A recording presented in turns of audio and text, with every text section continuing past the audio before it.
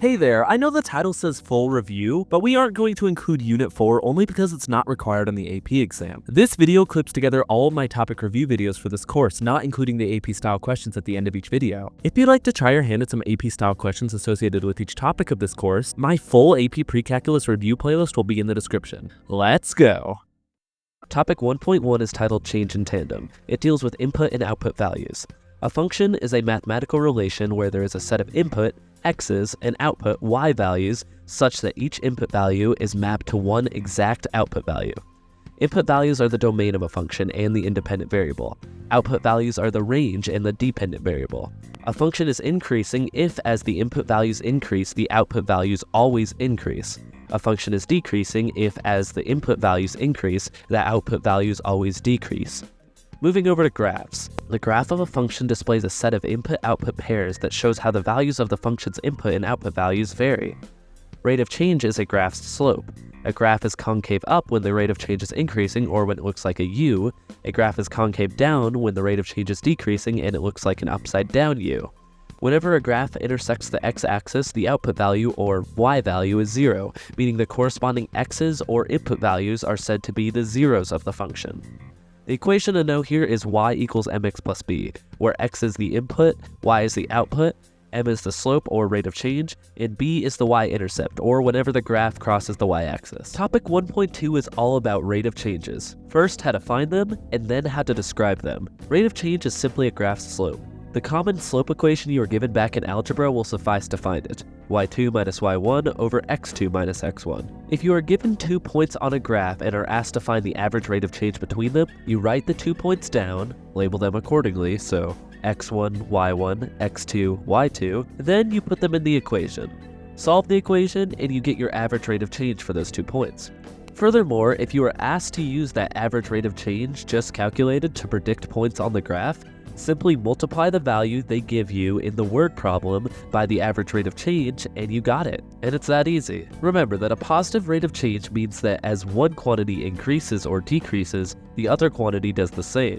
A negative rate of change means that as one quantity increases, the other decreases. Topic 1.3 is coincidentally also about rate of change, so essentially it's very similar to my last video. This video is going to explain a few more things about rate of change and that'll be it. So we've been twiddling with this idea of average rate of change over specific intervals. In a linear function, the rate of change will always be the same no matter what interval you assign to it. This means that the average rate of change is changing at a rate of 0. On the other side, in quadratic functions, the average rate of change is changing at a linear rate.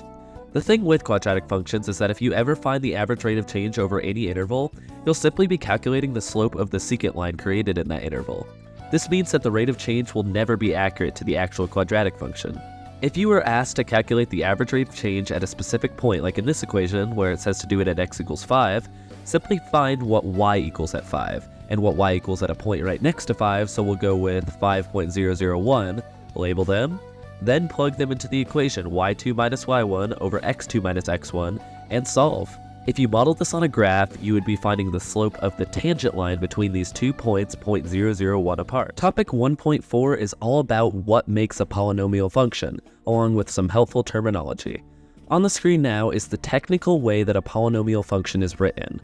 Now, though this may look intimidating, understand that a sub n is the coefficient, and n is the degree. And also notice that throughout the equations, the degree keeps getting smaller. Just remember that polynomials can't have a negative degree, imaginary coefficients, or any division within its equation. You've been working with polynomials and solving them throughout your entire schooling days.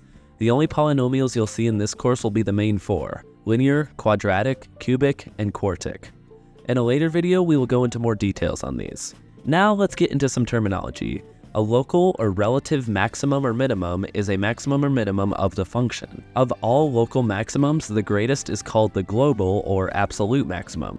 Likewise, the least of all local minimum is called the global or absolute minimum. And for those wondering, if the function goes to infinity or negative infinity, those don't count as maximums or minimums. Polynomials with an even degree will always have a global or absolute maximum or minimum. Between two zeros of a polynomial function, there will always be a local maximum or minimum. Points of inflection of a polynomial function are current input values where the rate of change of the function changes from increasing to decreasing, or from decreasing to increasing.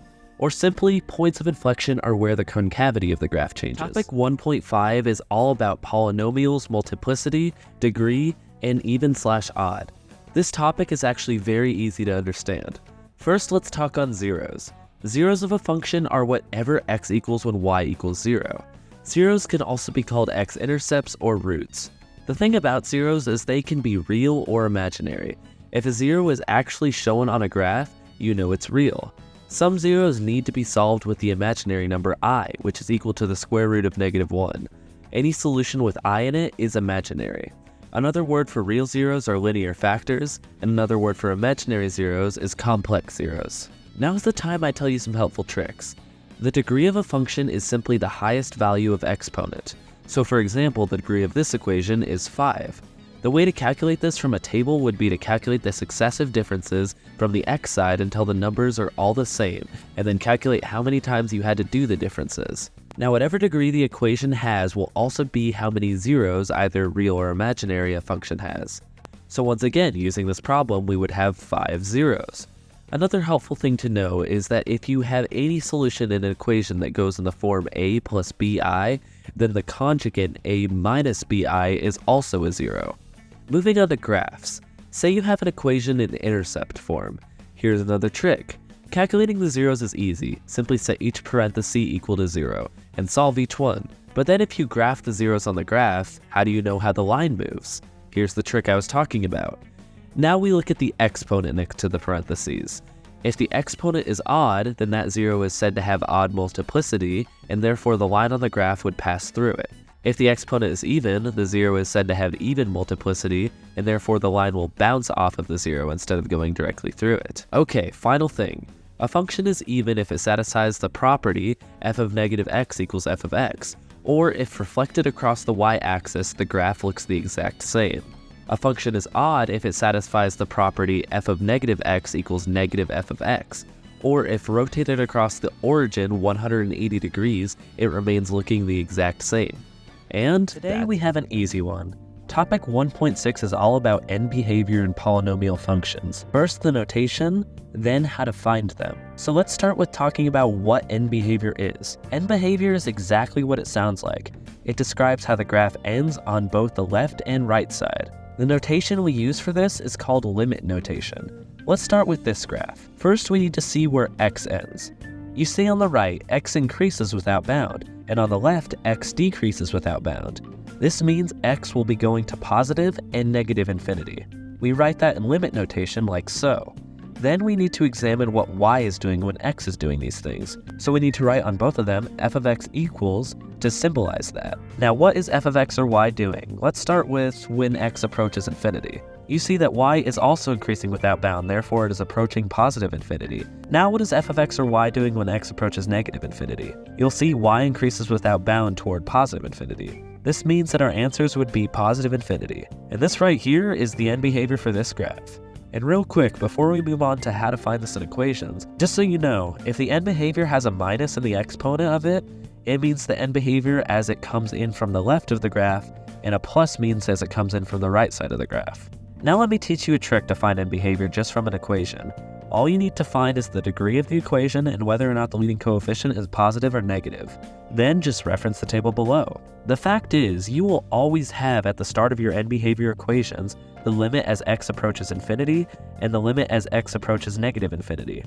This table shows what y would equal under the different scenarios. For example, in this equation the degree is odd but the leading coefficient is negative. Referencing the table, I just plug in the y values from it, so my answers would be the limit as x approaches positive infinity of f of x would equal negative infinity, and the limit as x approaches negative infinity of f of x would equal positive infinity. Memorize this table and you will be all set to go. Now we transition to talking about rational functions. So what are rational functions? Answer is that it is two polynomials over one another. This division causes new stuff to appear, with the most notable being vertical and horizontal asymptotes, which are invisible lines that values of the graph will continue to get close to, but will never touch. This video will just simply be how to calculate end behavior in rational functions and a little bit about horizontal asymptotes. You already should know how to do this from a graph from my last video. In rational functions, you again only have to worry about what y does when x approaches positive and negative infinity. Because you already know how to do this from a graph, let's talk about how to do this from a rational function equation. Here are your 3 rules. If there is a higher degree in the denominator compared to the numerator, the function is said to be bottom heavy.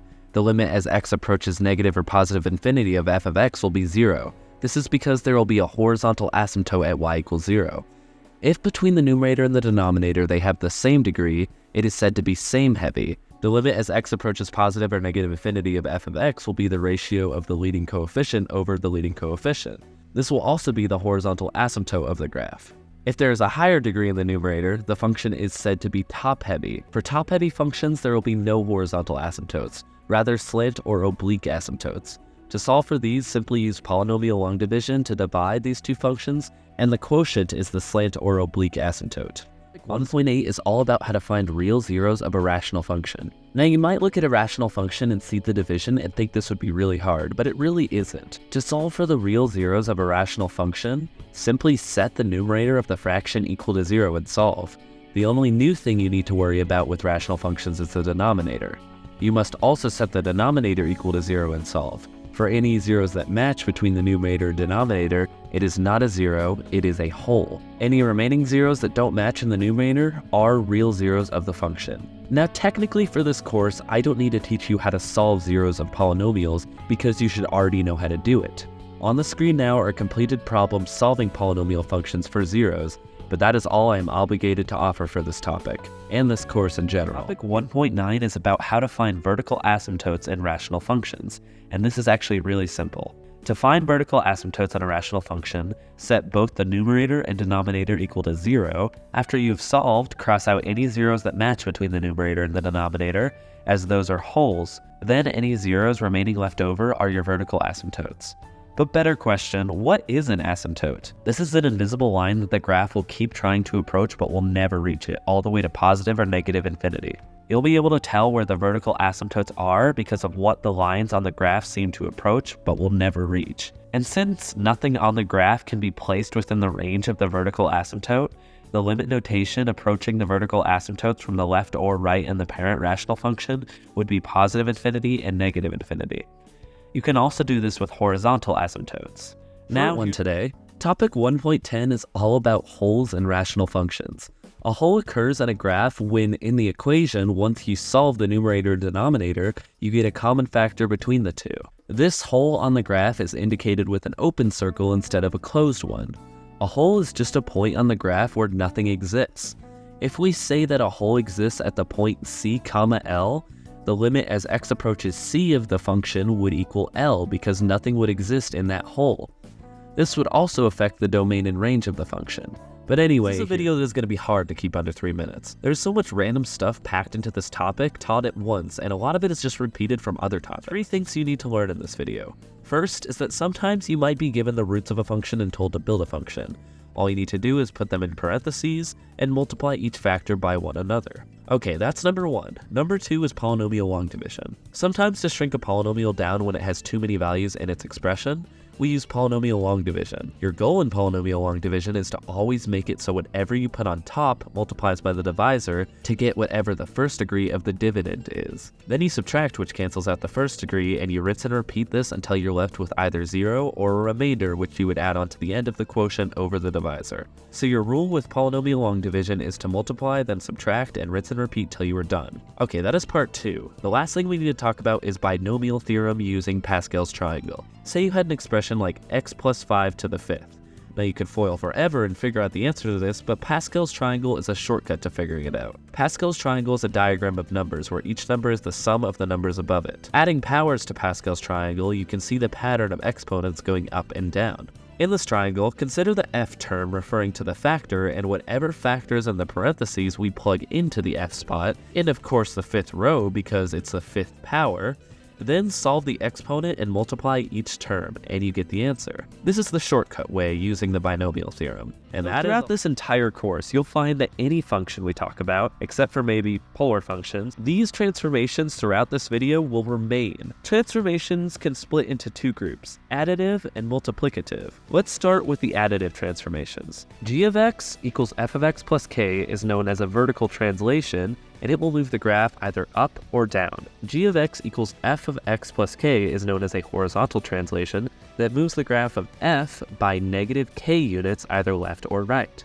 So if you see like x minus 5 in the parentheses, you know the graph goes 5 units to the right because it's always the opposite. Now for the multiplicative transformations. G of x equals a f of x when a is not 0 is a vertical dilation of the f graph. The higher the number gets, the more closed the graph will get. The lower the number, the more open it gets. If a is negative, it will result in a reflection of the entire graph over the x-axis. G of x equals f of xb when b doesn't equal 0 is a horizontal dilation of f by a factor of 1 over b. If b is negative, it will result in a reflection over the y-axis. Now, of course, all of these transformations are not just exclusively used by themselves. Many of them are combined and used in one equation. This would, of course, have an impact on the domain and range as well. You should practice noticing transformations both in equations and on graphs, and for that, I put some help in 1.13 and 1.14 are practically the same. 1.13 is about predicting function models by context clues, while 1.14 tells you how to actually construct these functions. So I should preface this all by saying, as someone who took this exam this most recent year, you will get a lot of questions asking you to fit a function to a set of data or a word problem. The real best way to know what function to use is to use your calculator. However, let's say you were given this on a no calculator problem. Let's discuss some tips. A linear function will model data sets or aspects of contextual scenarios that have a constant rate of change. Quadratic functions will always have the rate of change shifting, but it's typically associated with a function that has one distinct minimum or maximum.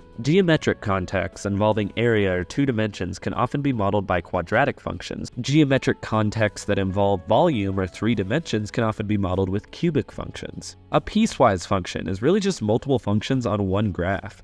Knowing this is useful for modeling a dataset or contextual scenario that demonstrates different characteristics over different intervals. But just know the best way to figure out what model matches a scenario is a graph. Graph the information they give you and see what function it models. Moving on, a problem might have underlying assumptions on how quantities change together, or maybe what is consistent in the model. What I'm essentially saying here is to read the entire question and make sure you understand each part of what it is asking and saying. Also remember to model each answer to the real-world scenario given in the problem. Like for example, you can't have 0.5 people in a room or 0.7 printers. Because of this, some domain and range restrictions might exist in an equation. 1.14 serves as a kind of part 2 to topic 1.13. So please watch that video first if you haven't already. So you get the idea how to predict function models from scenarios. Now let's understand the ironclad way to do this, and that's with the calculator. So on your calculator, you'll have your stat button, and then you can press edit. Now what comes up is tables essentially. So what you do in here is you input a set of data. So for our purposes, we'll just input a linear set of data. And then we head over to L2 by pressing to the right.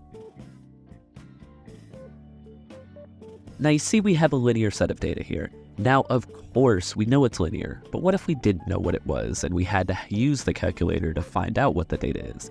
We go to stat, then calc. You'll see that we have a bunch of regressions that we can run here. The only ones you need to know for this unit are linear, quadratic, cubic, and quartic.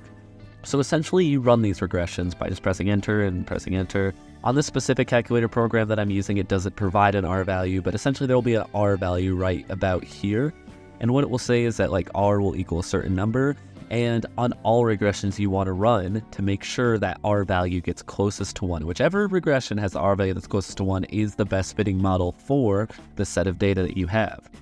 Then say you have the regression that you need. We know it's a linear regression, so we want to store this function. So we go vars y vars function, and then we can store it in any of these. I'll just do y1, and then of course we see in y1 we now have the function stored.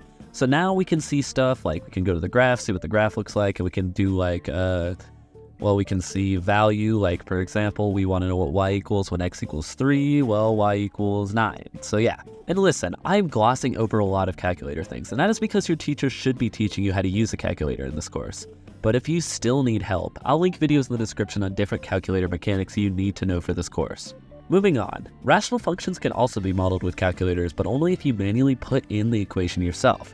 So if you click on your y equals, you'll see you have the equation here. You can just put in a rational function equation. So we go alpha y equals, we have the fraction that comes up, and then we can just let's do the parent function of a rational function, y over x, or sorry, 1 over x.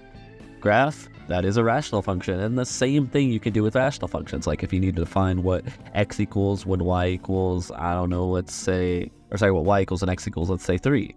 Then we know that y equals 1/3.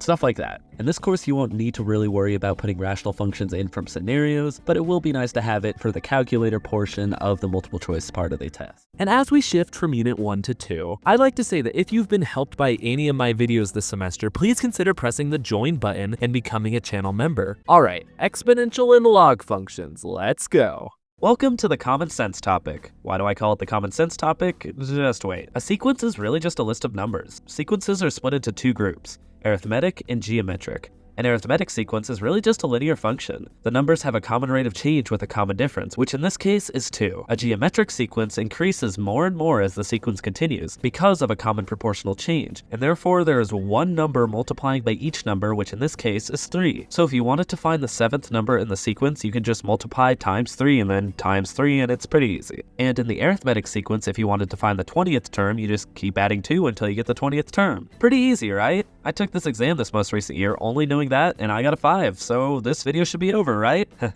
The course requires I teach 4 complex equations to go with sequences. Of course, I'm not telling you don't need to know these, but you know. Anyway, arithmetic sequences have 2 equations. First is a sub n equals a sub 0 plus dn, where a sub n is the value of the term you are finding out, a sub 0 is the first term in the sequence, d is the common difference, and n is the position number that you are trying to find. But what if you don't know the first term in the sequence? Well, that's why we have another equation. A sub n equals a sub k plus d multiplied by n minus k, where a sub k is the number of the already known term, and k is the position number of the known term. Or you could just add the common difference to get the answer, but you know, what do I? Geometric sequences have 2 equations. First is g sub n equals g sub 0 times r to the n power, where g sub n is the term you are finding, and g sub 0 is the first term of the sequence, r is the common ratio or proportional change, and n is the position number of the term you are trying to find. But again, if you don't know the first term, we have another equation. G sub n equals g sub k multiplied by r to the power of n minus k, where g sub k is the term you know, and k is the position number of the term you know. Okay, topic 2.2 is a kind of clarification on sequences and an introduction to exponential functions. So, sequence equations we talked about last video. You could probably tell I don't really like them because of my tone talking about them last video. However, before we get into this video, I need to clarify something on particularly these 2 equations. I said last video that the 0 term was the first term of the sequence. What would have been more appropriate would have been to say that it is the initial term, because it's technically the term before the first term. If you're still confused, reference the answers to the questions at the end of my last video and they will clarify it. So anyway, though I don't really like these equations, they do tell us some stuff. And a massive surprise to everyone, I'm sure, an arithmetic sequence is really just a linear function. And we see that in its equations, as the form a sub n equals a sub 0 plus dn is really just the equation y equals b plus mx, which is the linear function equation. And the other equation, a sub n equals a sub k plus d multiplied by n minus k, could be expressed as another way of writing linear equations, being f of x equals yi plus m multiplied by x minus xi, where you include the point xi comma yi in the equation. Geometric sequences embody a new type of function we'll be talking about this unit, exponential functions. The exponential function skeleton equation is f of x equals ab to the power of x, and you can see the similarity to the geometric sequence equation. And funny enough, the second geometric sequence equation can be transformed into an exponential function, written as f of x equals yi multiplied by r to the power of x minus xi, where it includes the point xi comma yi in its equation. So what do we take away from all of this? Well, here it is. Linear functions have output values changing at a constant rate based on addition, and exponential functions have output values changing at a proportional rate based on multiplication. Which is why if you see a graph, table, or even just 2 points, you should be able to tell me whether it is exponential or linear. Exponential functions themselves are a next video problem. Topic 2.3 is all about exponential functions and their properties. Lots of students seem to struggle with exponential functions in math. So to those kids, I say, they really aren't that bad, just wait till we get to log functions. But anyway, we already know the skeleton equation to an exponential function is f of x equals ab to the power of x, where a is the initial value and b is the base. And take a look at the graph. It's a curve that keeps curving. There are 3 simple rules of an exponential function. First is that a can never equal 0.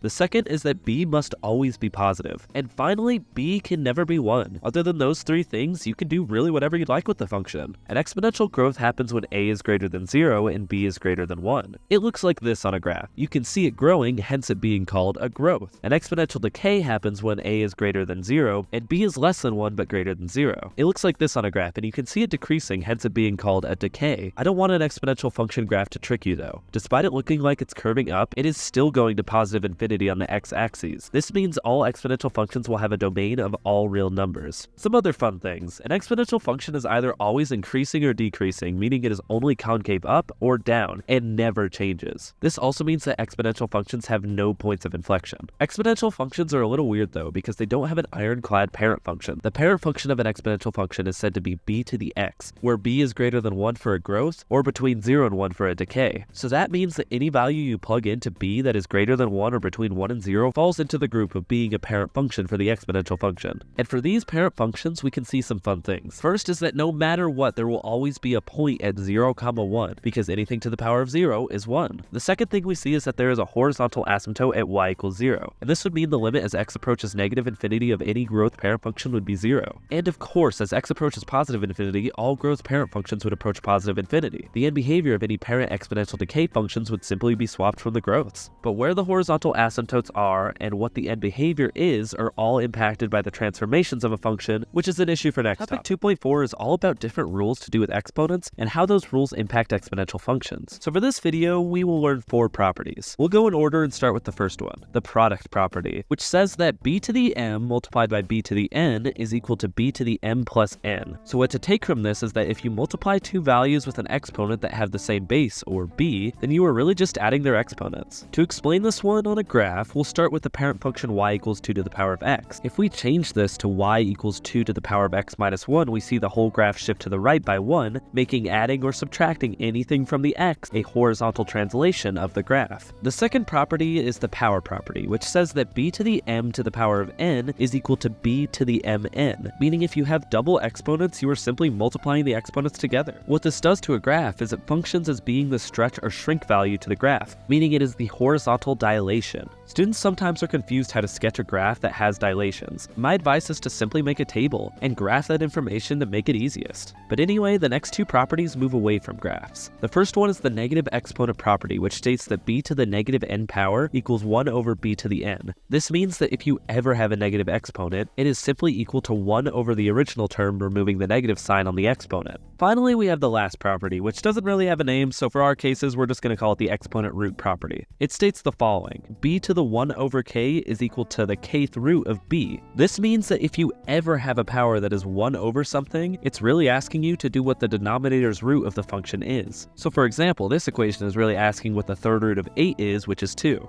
And that is really all for this. 2.5 is all about building exponential functions from scenarios. Now listen, this isn't complex. You can tell an exponential function is a best fit for a scenario if you see it based on multiplication, and you should already know how to build an exponential function from my topic 2.2, 3, and 4 videos, and you should know how to model from scenarios from my topic 1.13 video, so I'm not going to simply repeat everything I said. There is, however, a lot of other things from this topic we need to talk about. Understand that you only need to be given 2 points, or dare I say input-output value pairs, to derive an exponential function to fit the model. You do this by solving a system of equations which you should have been taught how to do back in algebra, but if you still need help with it, here is 2 examples of me solving systems of equations with exponential functions, and use the transformations discussed last video to mess around or tweak exponential functions to what the questions are asking. Also understand that exponential functions are used and written in different ways to represent interest and compound interest in real life, with b as the growth factor. And though you don't need to memorize these interest equations for the AP exam, they are often required for schools throughout America to teach, which is why they're on the screen right now. This all leads into e.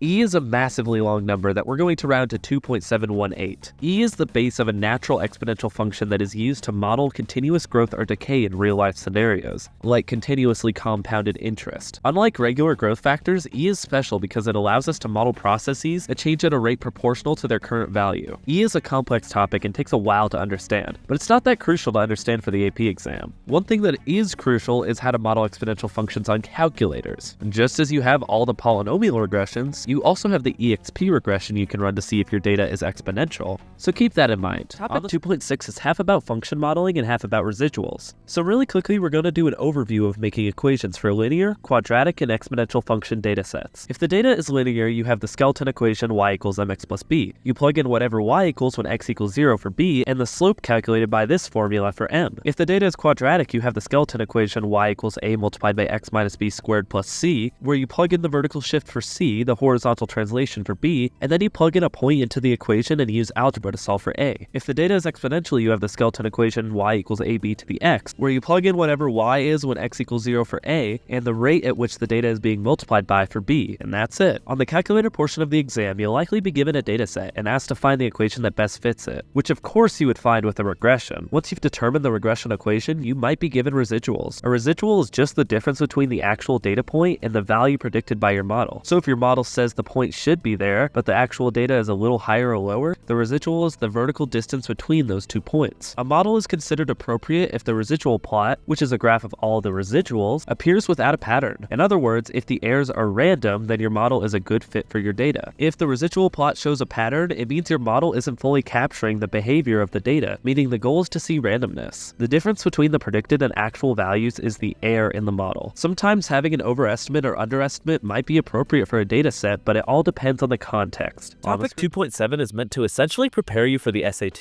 The reason I say this is because the only place you'll find the things in this topic is in the SAT. So if you're given two functions and asked to find f of g of x, or something similar, it's pretty simple. You just substitute any instance of x within the f of x function for the g of x function and solve. Now for some reason, AP Precalculus made this topic very long. However, if you actually read the topic, it's all really just common sense. Like, let me give you an example of what it wants me to teach. If you're asked to find f of g of x when the f function is f of x equals x, then the answer will be g of x. Obviously. Like, this topic has gotta be an example of College Board just trying to pad their course and make it look beefy. But the thing is, I am nice to you guys, so there's only really one more thing you should know from this topic and we can get out of here. Say you had a random function like f of x equals the square root of 1 plus x squared. Remember that you can break this down into two functions, and the original function would now become the result of g of h of x. So keep that in mind. Also, just so you know, this is the same as this. Just don't get confused. On the Congratulations! This video right now symbolizes something special, the official halfway point of the course content on the AP exam. Lucky you! I want to take this time to congratulate you and ask you to subscribe to my other non-educational YouTube channel. So, inverse functions. These babies are weird, man. An inverse is typically notated like, instead of f of x being f to the negative 1 of x. To understand inverse functions, let's take the parent cubic function y equals x cubed. We know that the first 3 points on the graph would be 1, 1,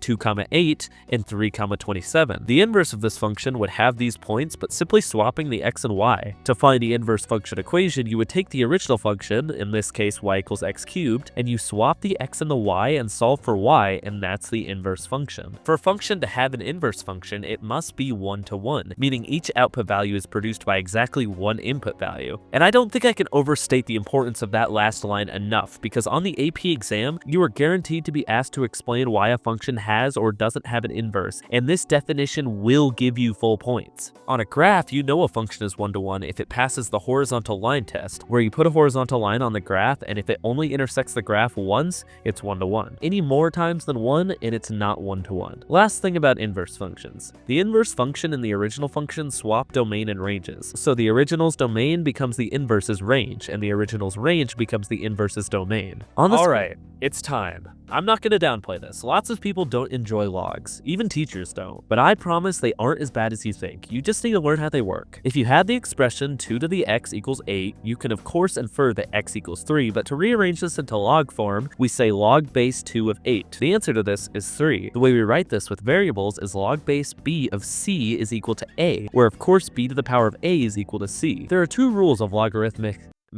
There are two rules of logarithmic expressions. They are as follows. B has to be positive and b cannot be 1. And also, if you ever see a log with no base or b, it is known as a common log, and the base is automatically 10. The reason for this is something to do with science or something. You have to understand that logarithms bring a new scale to light. For example, on a standard scale, the units might be 0, 1, 2, and so on. While on a logarithmic scale, using logarithm base 10, the units might be 10 to the 0, 10 to the 1, 10 to the 2, and so on. But the fun thing about logarithms is what it allows you to do. Going over to a calculator, the way to input this here is math alpha A, where you can input a base and the answer to find the power. Once you learn how to habitually use this, it becomes very useful for solving for powers, which you sometimes have to do in exponential functions. I mean, heck, look at the topic 2.5 video's answers and you'll see I used it there. Now there's also another way to do this with the change of base formula using common logs, but I absolutely despise that way, so I will not be teaching using it. Topic 2.10 introduces log functions. Now you might be confused because last video we introduced logs, but in that video we introduced log expressions, not functions. The log function looks like this, where of course a cannot equal 0, b has to be positive, and cannot be 1. If you remember back to inverse functions, the way they work is the coordinate points get swapped between the original and the inverse function. Well, log functions are inverse to exponential functions, meaning if an exponential function has a point at t, s, the inverse log function of it will have a point at s, t. And let's look at a log graph. You'll notice it kind of looks like an exponential graph just flipped around, and that's because it is. The logarithmic graph is simply a reflection of the corresponding inverse exponential graph over the line y equals x. Isn't that fun? And it also makes this very easy to teach because you should already know exponential functions well from my previous videos in this unit. Really, if you didn't care to understand log graphs, all you have to do is find the inverse exponential function and you could understand log graphs that way. But don't let me sway your mind, logs are pretty easy to understand after all. But that's a next video problem. Okay, so we had an introduction to log functions last video. Now we'll talk even more on them and fully explain them. So you have to understand that log functions are not so different from exponential functions. The reason for this is because they are inverses of one another. This means the same rules of a parent function apply to a log graph, where the parent function is log base b of x, where b has to be between 0 and 1 or greater than 1. For all parent functions, the domain will be any real number greater than 0 because of a vertical asymptote at x equals 0. The range would be all real numbers. Also understand, a log function is either always increasing or decreasing, meaning their graphs will be either only concave up or down and never shift or have any points of inflection. With their limited domain, logarithmic functions in general form are vertically asymptotic to x equals 0. This means that the end behavior will finally change from what we're used to. Instead of x now going to positive and negative infinity, x will go to positive infinity and 0, or whatever the vertical asymptote is. And of course you would need to fill in the y part too. Oh, and one last thing. All the transformations talked about in the 1.12 video back in Unit 1 will always apply to log functions as well, so just keep that in mind. Okay.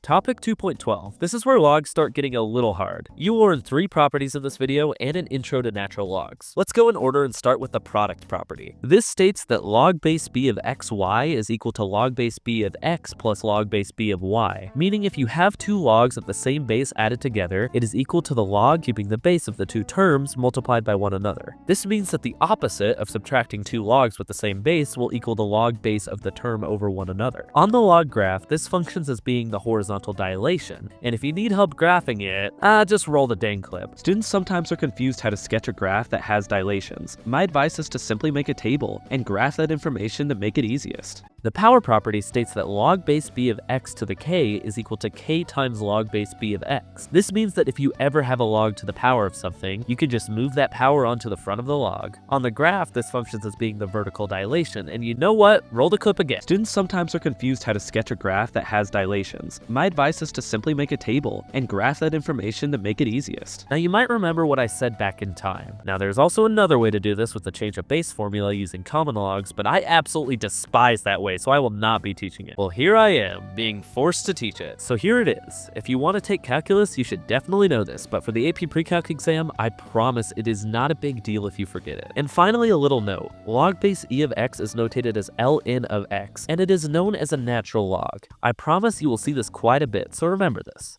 Anyway, okay, so this is the topic that people start hating logs over. I will try my best to be civilized and present this as easily as I can. Everything you have learned from this unit, exponential functions, different properties to do with exponents, inverse relationships, and finally logarithmic function properties, all of that culminates into one thing, a very intimidating looking question to solve. This one specifically was taken from the 2024 AP Precalculus exam, so let's go over it together. First, I'm going to use the product property on the first 2 terms. Then I will use the quotient property, which is just the opposite of the product property, on the other term. Now I'll multiply the numerator using the product property, then I'll divide using the quotient property, which is just the opposite of the product, and I'll get my fully simplified answer. I guarantee you will get a question like this on the AP exam. Remember your properties and you'll be fine, I promise. And remember, the way to solve for inverse functions, even when talking about logs, is to swap the x and the y and to solve for y. Also, if you ever have 2 solutions to a log function, you need to plug them both path back into the original problem, because oftentimes you'll find one would be impossible because you can't take a log of a negative number. Don't overthink this. I promise it's not that bad. Topic 2.14 is all about modeling logarithmic functions from data. So understand this, you really only need one or two input-output value pairs to derive a log function. You do this by entering the points into the skeleton log function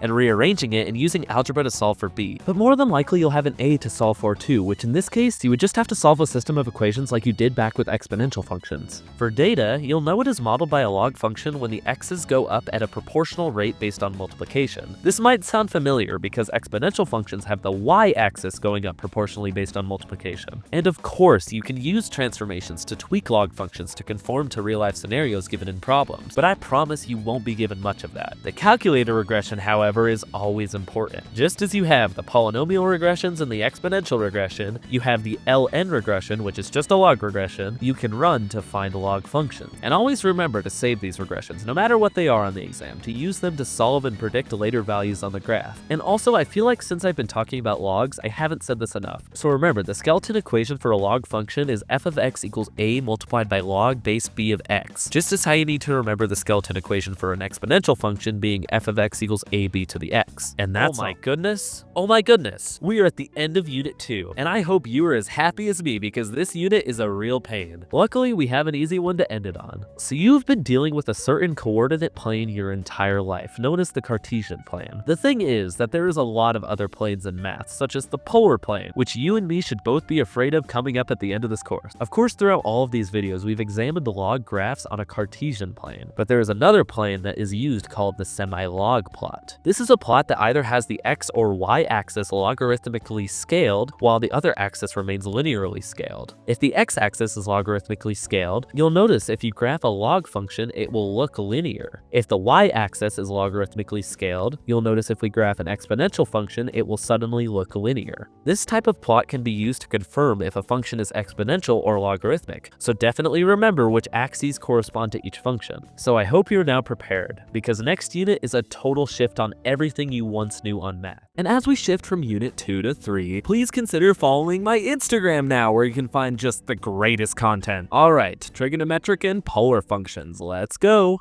So unit 3 is here, and with it brings a fun spectacle of severely long topics of great difficulty. I mean, that isn't going to stop me from making each topic in under 3 minutes, but still, this topic is a nice and easy start to this unit, talking all about periods and math. So for a graph to be periodic, it has to have a continuous cycle of the same pattern happen over and over equal length intervals. This unit staple is sine and cosine graphs, which are by all accounts periodic graphs because they continue going up and down all the way to positive and negative infinity. This means the graphs are continuously repeating a cycle of the same pattern. A period is how long it takes a graph to complete one cycle. The way to calculate this on a graph is to find the horizontal distance between two maximum points next to one another, or calculate the horizontal distance between two minimum points next to each other. So for example, on the standard sine graph, the period would be 2 pi. This is because in the length of 2 pi, no matter where you look on the graph, it is completing one full cycle of its pattern. But don't be fooled, graphs don't look all perfect and nice like this all the time. Some period graphs can look like this. It's still a periodic graph though, because though the pattern might be strange, it still repeats the same pattern over equal length intervals. And if you were given a period length of a periodic graph and asked to continue drawing the graph, you can do this because you already know the pattern that needs to be repeated. Just remember that a period is a full cycle of a graph's pattern and you'll be fine. So trigonometry, here we go. Trig kind of has the start set up here with a circle. Putting a graph into the circle, we can start at the angle 0 degrees, then 90, 180, 270, and 360. In this course, we will be working with a new angle measure known as radians. The entire circle is equal to 2 pi radians, meaning 180 degrees is pi, 90 degrees is pi over 2, and 270 degrees is 3 pi over 2. This would mean the conversion of degrees to radians would be this. Now that we have this start set up, the trig idea goes something like this. If you make an angle in the circle, you are creating a terminal side equal to the radius of the circle, or r. You have the initial side, which is just the x-axis, and an angle called theta. The terminal ray will keep going forever, but where it intersects the circle, it makes a point. We call that point, point P. The coordinates of point P are x, y. A unit circle is not complex, it's simply means the same exact circle when the radius is equal to 1. Now if we introduce sine, cosine, and tangent, we see they also function differently on the circle. Sine deals with the vertical displacement, which is y divided by the radius r. In the unit circle, the radius is 1, making sine the y coordinate. Cosine deals with the horizontal displacement, which is x divided by the radius r. Again, in the unit circle, since the radius is 1, it would make cosine the x coordinate. Tangent deals with the slope, meaning rise over run, or y over x. In the unit circle, it would mean tangent is equal to sine over cosine. Quadrantal angles means one of the big 4 angles, or any angle that has a multiple of 90. It is pretty simple to solve the sine, cosine, and tangent of these quadrantal angles. First, you make coordinates for each one. Since the radius is 1, we simply make coordinates for each one, pretending like it's a graph that only stretches out by 1. So 1, 0, 0, 1, -1, 0, and 0, -1. Remember these coordinates are x, y, or cosine, sine, meaning if you were asked to find sine of, let's say, 180 degrees or pi radians, it would simply be 0. Or let's say cosine of 270 degrees or 3 pi over 2 radians, it would be 0. If you were asked to find tangent of a quadrantal angle, so let's say 90 degrees or pi over 2 radians, we can do this because we know tangent is just sine over cosine or y over x, which would be at pi over 2 radians, 1 over 0, which is undefined because you can't divide anything by 0. Of course, if the radius was something else like 3, you would just simply change the quadrantal coordinate points to be 3 instead of 1. Okay, so the trig circle. It's cool and all, but let's make it disappear. Think of it this way. Of course, remember the angle measures, but just think of a graph. We already know how to find sine, cosine, and tangent of quadrantal angles, but what if we have something like sine of 30 degrees? Let's draw a line. Draw the 30 degrees angle, but this time we draw a line to make a triangle. Just so you know, no matter where you draw a line, it needs to go to the x-axis. Then, since we know one angle is 30 and the other is 90, this would make a 30, 60, 90 triangle. So filling in the sides, knowing the 30, 60, 90 triangle, we know sine is opposite over hypotenuse, meaning 1 over 2. Meaning sine of 30 degrees is 1 over 2. And if we had something like cosine of 45 degrees, then we can construct the 45, 45, 90 triangle, and we know cosine is adjacent over hypotenuse, which in this case is 1 over root 2. Thing is, you can't have a square root in the denominator, so you must rationalize it by multiplying both the numerator and denominator by root 2 and solving. This gets us root 2 over 2 as our answer to cosine of 45 degrees, or pi over 4 radians. And if you wanted to find, say, tangent of 60 degrees or pi over 3 radians, you construct your 30, 60, 90 triangle. We know tangent is opposite over adjacent, which in this case is root 3 over 1, or root 3. So to spare this video from being over 3 minutes, if we were to do this anywhere on the unit circle where any special right triangles are possible, we can get the parentheses answers here that show the answers in the format cosine, sine to each of the angles. And of course, if you wanted to find tangent, it's just sine over cosine. You need to memorize the circle to make this easiest for you. Alright, a handful of other things we need to talk about. If you were given an inverse sine, cosine, or tangent equation, it's not that difficult. So for example, in this one where it's inverse sine of root 3 over 2, all it's asking is what angle will have root 3 over 2 as an answer for the sine of it. So looking at our unit circle, we see it in 2 places. Thing is, dealing with inverse functions, certain inverse functions only exist in certain quadrants of the graph because of domain restrictions. Since inverse sine can only exist in quadrants 1 and 4, even if there is an answer of root 3 over 2 at 120 degrees, it can't be an answer because inverse sine can't exist there, meaning our only answer would be 60 degrees or pi over 3. Another way to notate inverse function is using arc notation. Just know it means the same exact thing. Angles can also be negative by going clockwise instead of counterclockwise. So 30 degrees is equal to negative 330 degrees. You would still solve the sine, cosine, and tangent of them the same way. These equations, know them. Here's why. If you were given a question like this, you were asked to find the x and y, you could just plug in r and theta to get these answers. Or in this question where you're asked to find r and theta, you find r by using this formula and theta through algebra. Okay, so we figured out how to solve all these sine and cosine values in the unit circle from the last few videos. Let's start by taking all the sine values. If we were to plot all of these on a graph, it would look like this. You'll see the sine graph is a curve that keeps going up and down all the way to positive and negative infinity. And since it does go to positive and negative infinity, it makes all sine functions have a domain of all real numbers. Now, if there are no transformations on a sine graph, it will typically go on the y-axis from 1 to -1. This means the range of any sine graph would be whatever the minimum to maximum is put into brackets. Now let's graph cosine and all of its values. You see that the graph looks practically the same to the sine graph. That is because it basically is. The cosine graph is a sine graph with a horizontal translation of minus pi over 2. So that means that all the rules of a sine graph apply to a cosine graph. The domain is all real numbers and the range is minimum to maximum in brackets. The period of a sine and cosine graph would be 2 pi. And to write out the basic sine and cosine equation, you would say something like f of theta is equal to sine of theta, or f of theta is equal to cosine of theta. Theta in this case would just be an angle measure, so it would function the same as something like, say, x or z. Sinusoidal functions. Congrats! This is the second to last function you need to know for this course. A sinusoidal function by definition is a periodic function that continuously oscillates between a set minimum and maximum point. The sinusoidal functions in this course will just be the basic cosine and sine functions. The actual details of the equation will be covered next video, so let's talk about the specificities for the graph now. First of all, as a review for my last video, cosine of theta is equal to sine of theta plus pi over 2. This is because...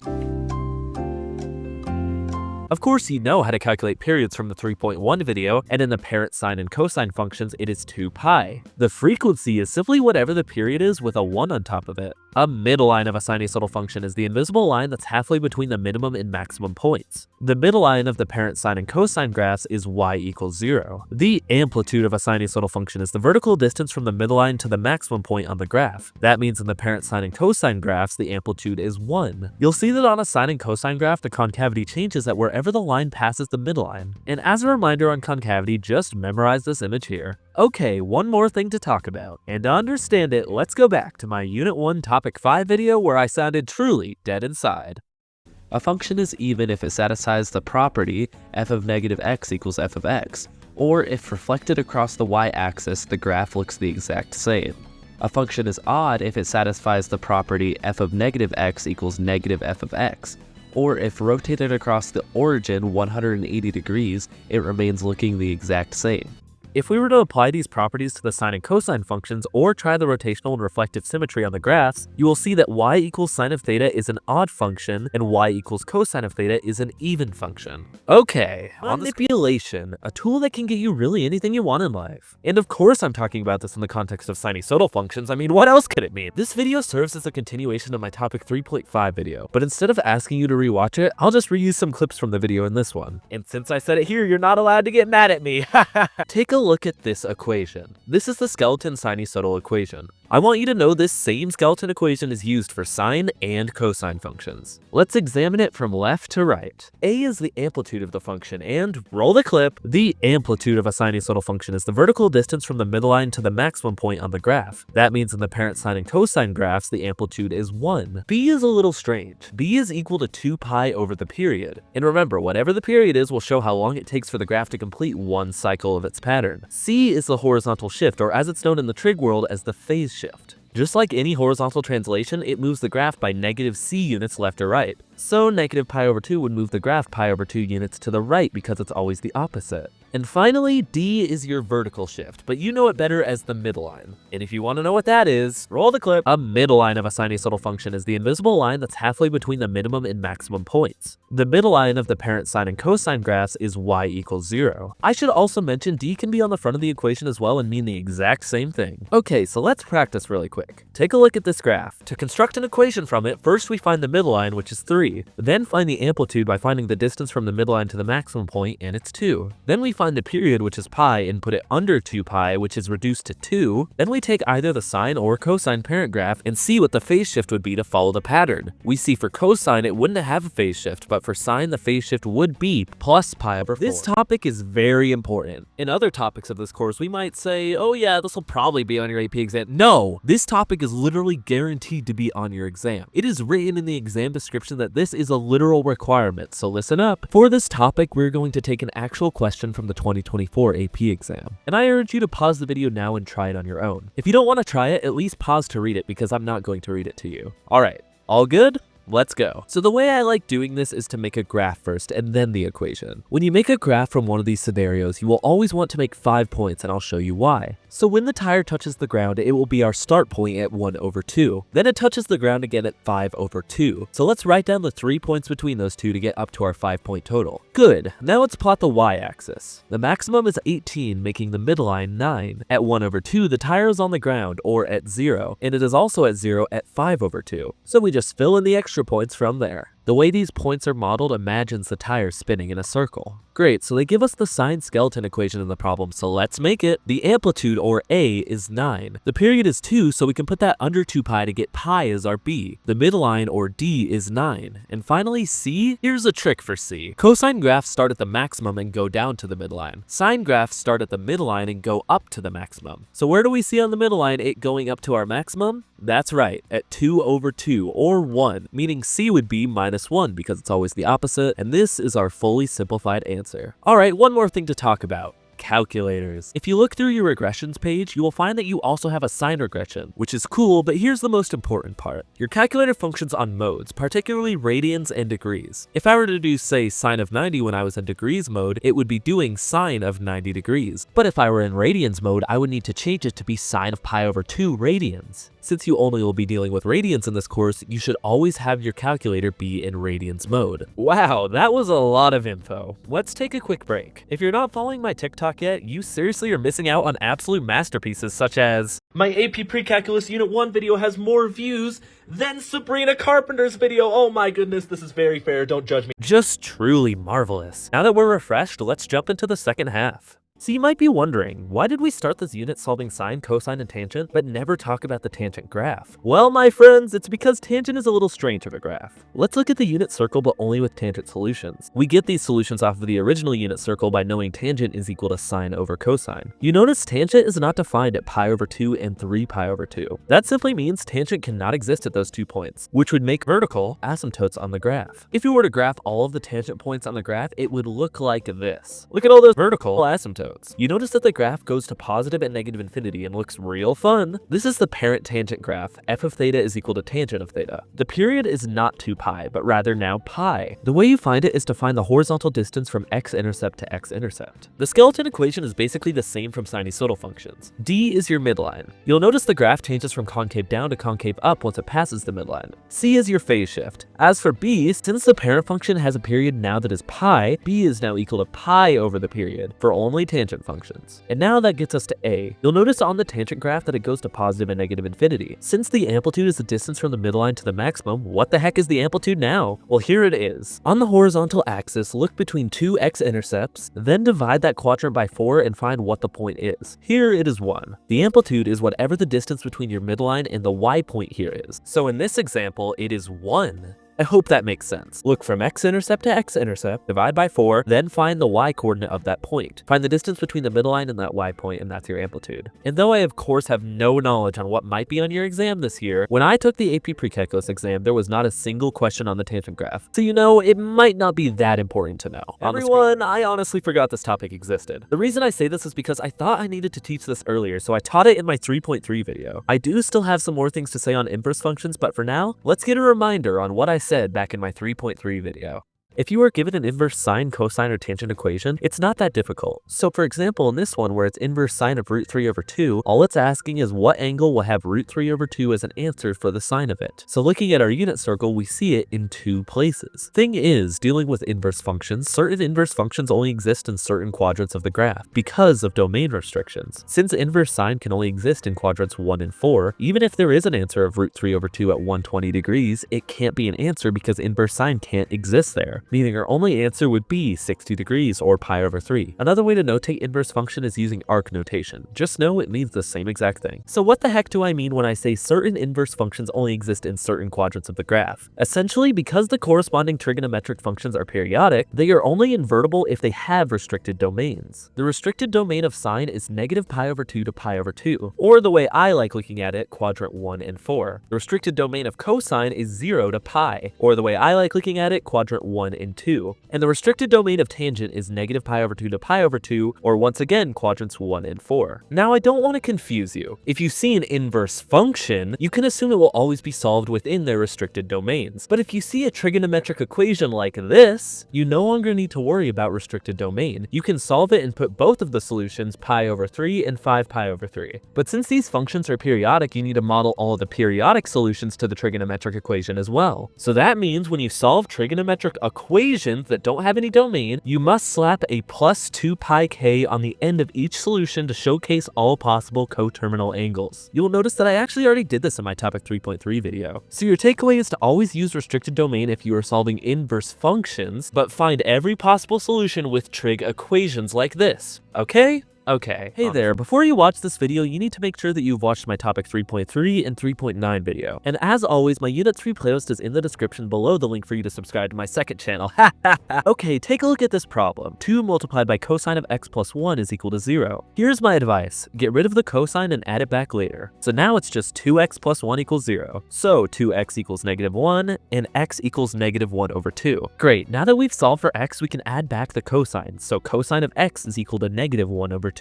That would be the same thing as saying arc cosine of negative 1 over 2, which looking at our unit circle, it's at 2 pi over 3 and 4 pi over 3. And since we don't have any domain for the problem, we need to slap the plus 2 pi k on it, and then this is our fully simplified answer. Let's try this problem. It's a calculator problem. Tangent squared of x minus tangent of x minus 6 is equal to 0. Let's remove the tangent, making it x squared minus x minus 6 equals 0. Factoring it, we get x minus 3 and x plus 2. So we get x equals 3 and x equals negative 2. So then we add the tangent back and we get these arc equations. These aren't traditional values on the unit circle, so this is where we plug it in on our calculator in radian mode, and we get x equals 1.249 and x equals negative 1.107. And then we slap the plus 2 pi k on it and we are done. Hey, whoa, whoa, whoa. It's not 2 pi k. Tangent has a period of pi, so for this it would actually be plus pi k. It really isn't that bad for these problems, I promise. Let me introduce you to an evil word. A word that should always be hated when in the context of math. Identity. An identity is something that equals something else. Next video is all about proving identities, and it is so long, so I need to catch a head start in this video. So let's talk about the start of these being the reciprocal identities. This video introduces 3 functions: cosecant, secant, and cotangent. Cosecant is equal to 1 over sine. Secant is 1 over cosine, and cotangent is equal to 1 over tangent. This also is true for the opposite, so 1 over cosecant is equal to sine, 1 over secant is equal to cosine, and 1 over cotangent is equal to tangent. Oh, and another thing, since tangent is equal to sine over cosine, cotangent is equal to cosine over sine. So if you were asked to find the secant, cosecant, or cotangent of an angle, you just find the reciprocal's answer to that angle and then put a 1 on top of it and solve. Now let's talk about the graphs for these functions. Understand that for things like exponential graphs, log graphs, and sine and cosine graphs, you need to understand kind of every little thing about it. But the tangent graph and the graphs in this video are just kind of something you need to get a vague idea of what they look like. Okay,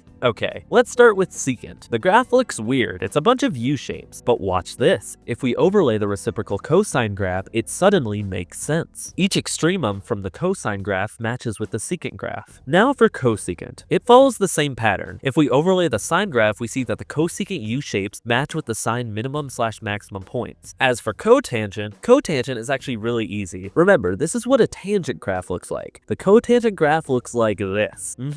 Yeah, it's just the tangent graph, but the lines go the other way, and the asymptotes shift just a little. Just kind of understand the vague idea of what these graphs look like, and you'll be fine. My friends, I'd like to preface this video by already apologizing for the content in this video, but I just need to get going. So we already know the reciprocal identities from last video. Now we need to add another set of identities known as the Pythagorean identities. All of these identities can be used to prove an identity true. When you see an identity like this, and it asks you to rewrite it, in this case in terms of tangent, let me show you how you do it. Also, this question was taken from the 2024 AP exam. So the truth is, there's no right answer on what to do. You could do things completely different from me and get the same exact answer. I'll just show you how I'd do it. So first, I want to try and simplify each term. In the numerator, we have 1 minus sine squared of x. But here's the thing, we know sine squared of x plus cosine squared of x is equal to 1. So if we rearrange this, we know 1 minus sine squared of x is equal to cosine squared of x. From the reciprocal identities, we know secant is equal to 1 over cosine. Now we can multiply the two fractions together. We are able to cross out the cosine on the bottom and the square root on the top, and that leaves us with cosine of x over sine of x, which is equal to cotangent of x. But we need to simplify it in terms of tangent as the question asked, so we know cotangent of x is equal to 1 over tangent of x, so this is our final answer. A trig identity like this is guaranteed to show up on your exam, so at the end of this video, there's a handful of them for you to try. But wait! There are more identities to talk about. My friends, we have something called sum and difference identities. There are also quite a bit of them, but for this course, you only need to know the sum identity for cosine and sine, and none of the other ones. You also need to memorize these double angle identities. So that means in total, you need to memorize this screen of identities for this exam. And if you're wondering, this is why people say precalculus is harder than calculus. But I know you guys are lazy, so I'll just say as someone who took this exam, these ones don't really matter, but definitely know these. Really quick, let me show you how to use the sum identities. If you had an expression like sine of 75 degrees, we can rewrite this as sine of 45 degrees plus 30 degrees. And using the identity, we can plug it into it, then simplify, and we get our fully simplified answer. And as for the double angle identities, they really aren't that important. Here's some questions to try if you really care about them so much, and here are the answers,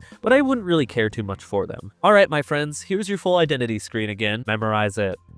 Good? Good. Oh my goodness. It's so close. The end is near. Just a few more videos and we can finally be over with this course. Welcome to the last function you need to learn in this course, polar functions. Here's how I want you to think of polar functions. Think of the unit circle earlier in this unit where we had angles on a graph. That's essentially a polar graph. Now imagine a bunch of invisible circles on the graph. Those are your points. Polar functions don't use the xy coordinates. They instead use r, theta coordinates. So if we needed to have a point at 2, pi over 4, we go to where pi over 4 is on the graph, then we go out to the second circle and plot our point. Isn't that fun? If we had like 3, 4 pi over 3, we go to 4 pi over 3 and then 3 circles out and plot our point. But what if we had something like -2, 5 pi over 4? Well, here we use something called crossing the pole, where we flip the negative point across the origin and we go out by 2. It's really quite a simple coordinate plane to understand. So here's a fun question. If we have a sinusoidal point in the format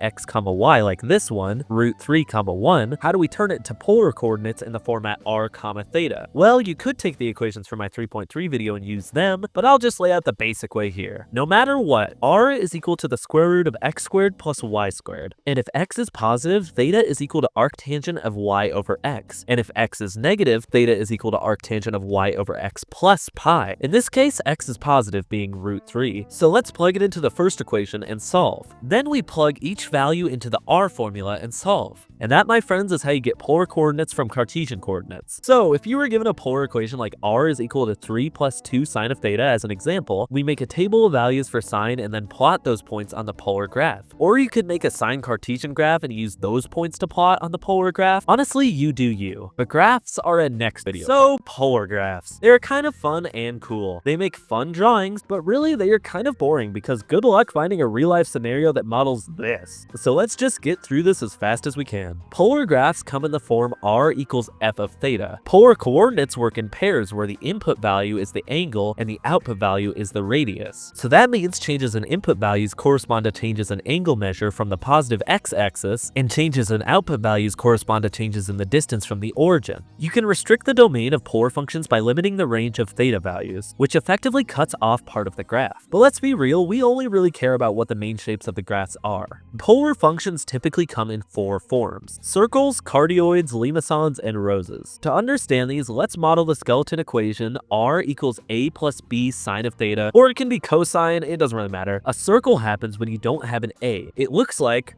a circle on a graph. A cardioid happens when a is equal to b. It looks like this on a graph, and I've heard it being compared to a heart before. A limacon happens when b is greater than a. It looks like this on a graph, so kind of like a heart shape but with a loop. And finally, a rose happens when you have something multiplying by theta. It can look like a lot of things, but this is kind of generally what it looks like. Alright, this is it. The last video of required course content for the AP exam. Thank you all for sticking with me through this journey. If you want to stay in the loop on what I do next, follow my Instagram. Also, if you have found this content to help you at all this year and would like to support me in a more involved way, consider becoming a channel member by pressing the join button. But for now, for the last time, let's get into it. We've talked about how polar functions work, how to convert between coordinate systems, and how to graph different polar shapes. But what does it actually mean for a polar function to increase or decrease? Think of the polar function r equals f of theta like a moving point on a graph. If r is positive and increasing, the point moves away from the origin. If r is negative and decreasing, the point also moves away because it's flipping direction. If r is positive and decreasing, the point moves toward the origin. If r is negative and increasing, the point also moves toward the origin. If r changes from increasing to decreasing or vice vice versa, that means the function reaches an extremum, which is a maximum or minimum. The average rate of change of r with respect to theta is just how fast the radius is changing per unit of theta. If the rate is positive, the radius is increasing. If the rate is negative, the radius is decreasing. Think of it like driving a car on a circular track. How fast you're moving outward or inward depends on the rate of change of r. You can use the average rate of change to estimate values of r within an interval. It's just like finding the slope of a normal function, except now it tells you how fast the radius is changing per radian. And that's it, the last piece of AP Precalculus content. Thank you so much for watching. Now if you do me a favor, take a break and watch this video. It's a very cool video I made going to Salt Lake City on my other channel, and I would love it if you could watch it.